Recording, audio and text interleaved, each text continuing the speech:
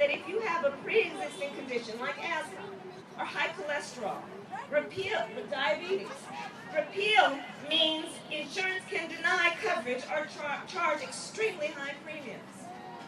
That's not a Democrat or Republican.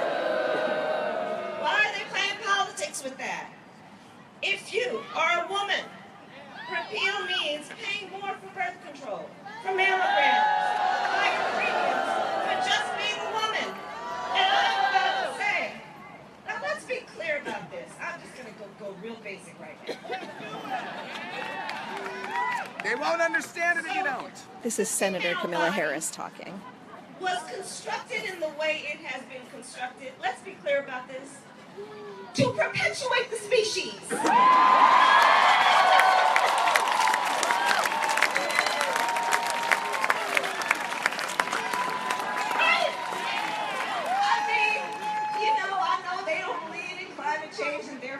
They must not really care about extinction of certain species, but the reality is, if you don't take care of a woman's body and her health needs, and in particular her reproductive health needs, you are risking the end of the species. Let's be clear about that.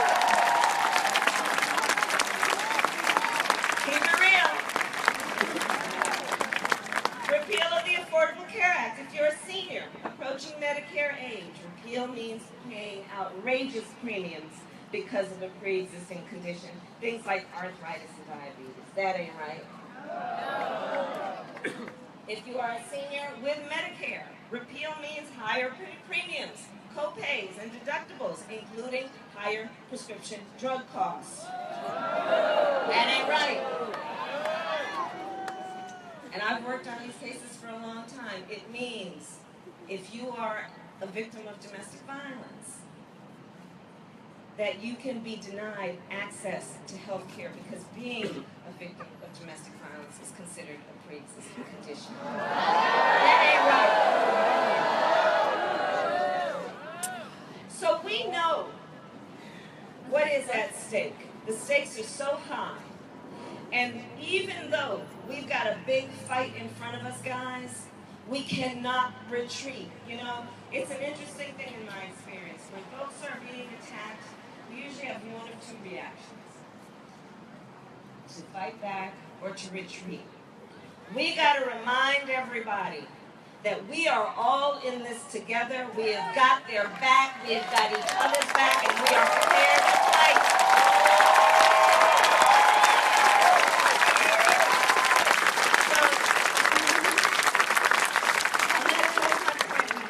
Hi, Ted. The wife of Dr. Martin Luther King, Coretta Scott King, famously said, I'll paraphrase, Coretta Scott King famously said, the fight for civil rights, and so read into that, the fight for justice, the fight for equality, the fight for civil rights must be fought and won with each generation. Now, when she said that, I think she had 2 points in mind. One is, it is the very nature of this fight for civil rights and equality and justice that whatever gains we make, they will not be permanent. It's the nature of it. Understanding that, then, the second point is, do not despair. Do not be overwhelmed. Do not throw up our hands when it is time to roll up our sleeves and fight.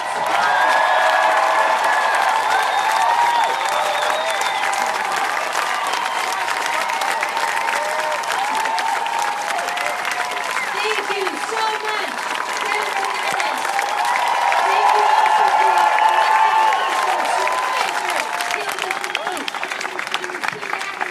I'm here with my swing daughter. What would King and Chavez say?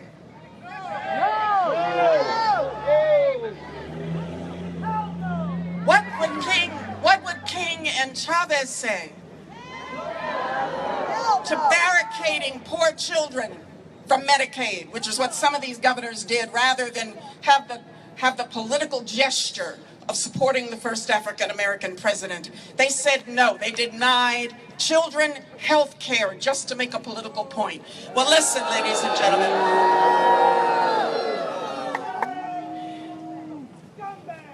The barbarians are at the helm. But they can't get but so far if we occupy their space.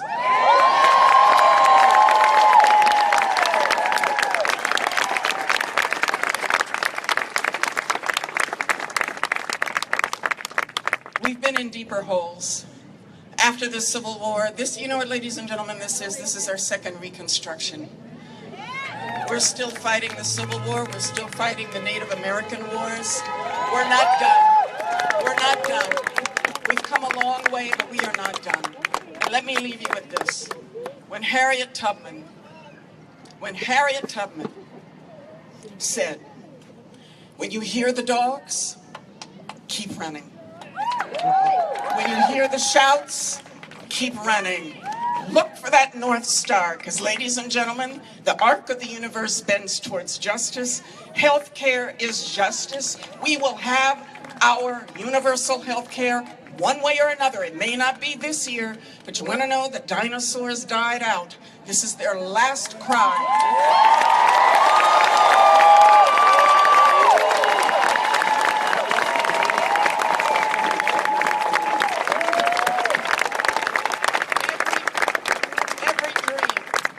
Every dream begins with dreamers.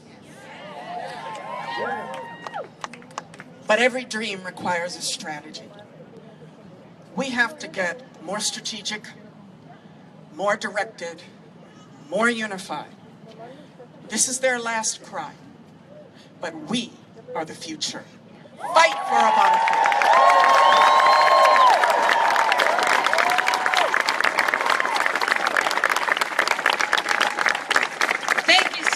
Let's hear it again for Connie Rice.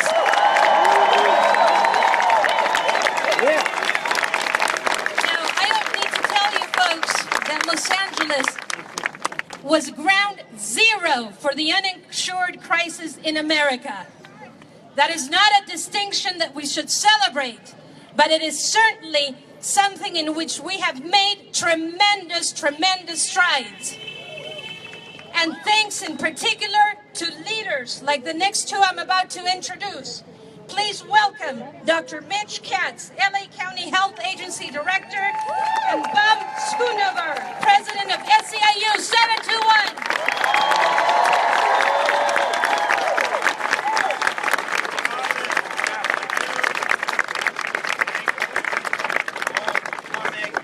Special thanks to Supervisor Solis, who is here representing the entire board that has been so supportive of health services in this county. And I'm so proud that I could be here with a great union leader, Bob Schoonover, President of SEIU 721. It isn't every day or everywhere where the top union leader and the top healthcare administrator would share a podium together. But that's been the work that Bob and I have been doing together for the last 6 years. We have been absolutely committed that people in Los Angeles would receive the very best care. My staff, his members together, people working to ensure that low-income people receive exceptional care at this hospital and at all our facilities. We are here because 1.2 million people in Los Angeles gained insurance through the ACA. That's an amazing number. But what I want to tell you is more amazing is, as a doctor, the privilege I have when I am sitting with the patient, whether that's at my clinic at Roybal or that's on the inpatient wards here at one of our hospitals, and someone comes and talks to me about the fact that they went for years without insurance. Often they have the yellowed prescriptions that they last got filled when they were still employed. And they say to me, "I know, doctor, that I have diabetes, I know that I have high blood pressure, I know that I need these medicines, but I simply couldn't afford it, Now I have insurance. I'm so happy I can be here. That's 1.2 million people like that. And with that, I want to introduce Bob and have him talk about some of the amazing things that's going on as part of our partnership. Bob?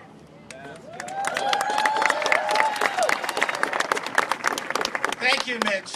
I'm Bob Schoonover, president of SEIU Local 721. For civil rights. And so read into that the fight for justice, the fight for equality. The fight for civil rights must be fought and won with each generation. Now, when she said that, I think she had 2 points in mind. One is, it is the very nature of this fight for civil rights and equality and justice that whatever gains we make, they will not be permanent. Yes. It's the nature of it. Yeah. Understanding that, then, the second point is, do not despair. Do not be overwhelmed. Do not throw up our hands when it is time to roll up our sleeves and fight.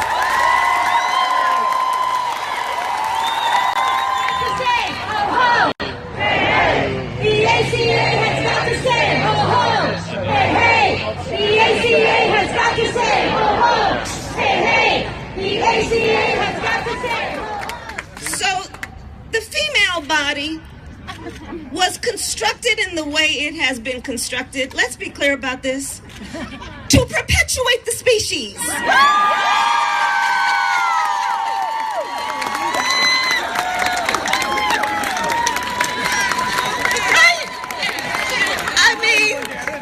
I know they don't believe in climate change, and therefore, they must not really care about extinction of certain species, but, the reality is, if you don't take care of a woman's body and her health needs, and in particular her reproductive health needs, you are risking the end of the species. Let's be clear about that. Keep it real. People united will never be defeated. The people united will never be defeated. The people united will never be defeated. The people united will never be defeated. If you don't take care of a woman's body and her health needs, and in particular her reproductive health needs, you are risking the end of the species.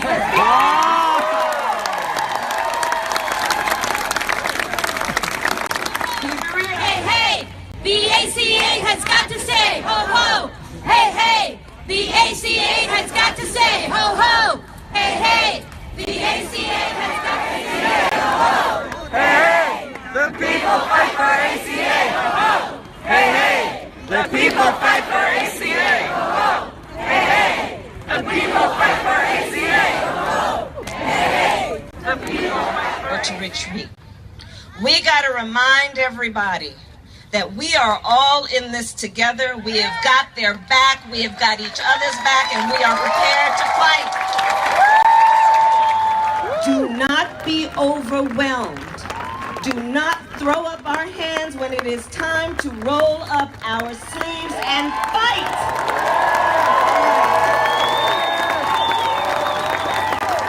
During the last several years, because of the ACA, 63,000 jobs in the Los Angeles region have been created in healthcare.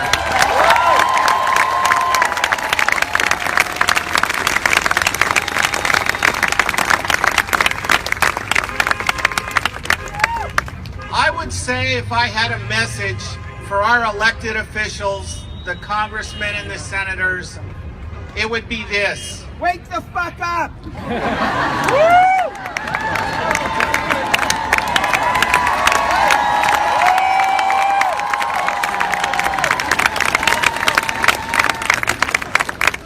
Power is a very elusive and sometimes short-lived thing. You have to use the power you have wisely and thoughtfully.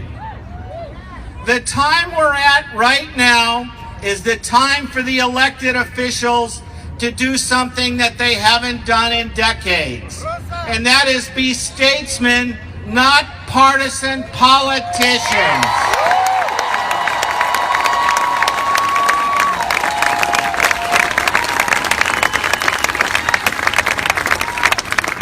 You can always make a law or a policy better, but what we can't have is a partisan fight over this. Healthcare is too important, right? And this is working. It's working here. It's working for many reasons. It worked here because Dr. Katz and myself, at the time when it was about to be repealed at the Supreme Court, we had a conversation on the work we were getting ready, and we came to the conclusion that whether Affordable Care Act got repealed by the Supreme Court or not, we were going to continue to do the same thing we were doing, because we were making a better healthcare system for the residents of LA County.